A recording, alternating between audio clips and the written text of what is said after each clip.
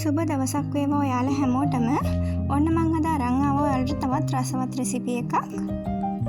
අද මං ඔයාලට කියලා දෙන්න යන්නේ ඊටාම රසවත් වෙජිටබල් සෑන්ඩ්විච් එකක් හදාගන්නේ කොහොමද කියලා. ඉතින් මේ සෑන්ඩ්විච් එක ඊටාම ඉක්මනින් හදාගන්න පුළුවන් සෑන්ඩ්විච් එකක්. ඒ වගේම බ්‍රෙක්ෆාස්ට් එකට පොඩි අයගේ ලන්ච් බොක්ස් වලටත් හොඳටම ගැලපෙන රෙසිපි එකක්. හරි අපි බලමු දැන් සෑන්ඩ්විච් එක හදන්න මොනවද ඕනි වෙන්නේ කියලා.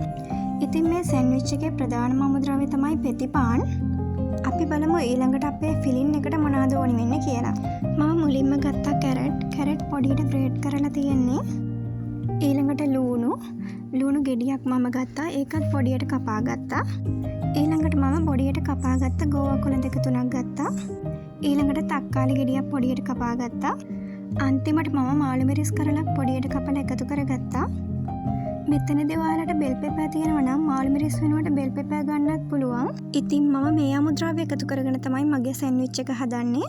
දැන් අපි බලමු කොහොමද සෑන්ඩ්විච් එක හදන්නේ කියලා. මම මුලින්ම බෝල් එකක් අරගෙන කපාගත්ත ලුණු ටික එකට දාගන්නවා.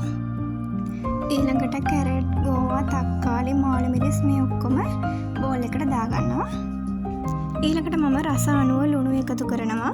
ඊළඟට ගම්මිරිස් සහ මම මෙතනදී බටර් එකතු කරනවා. මොකද මේ මිශ්‍රණය තැවරිලා තියෙන නිසා තමයි මම බටර් එකතු කරන්නේ.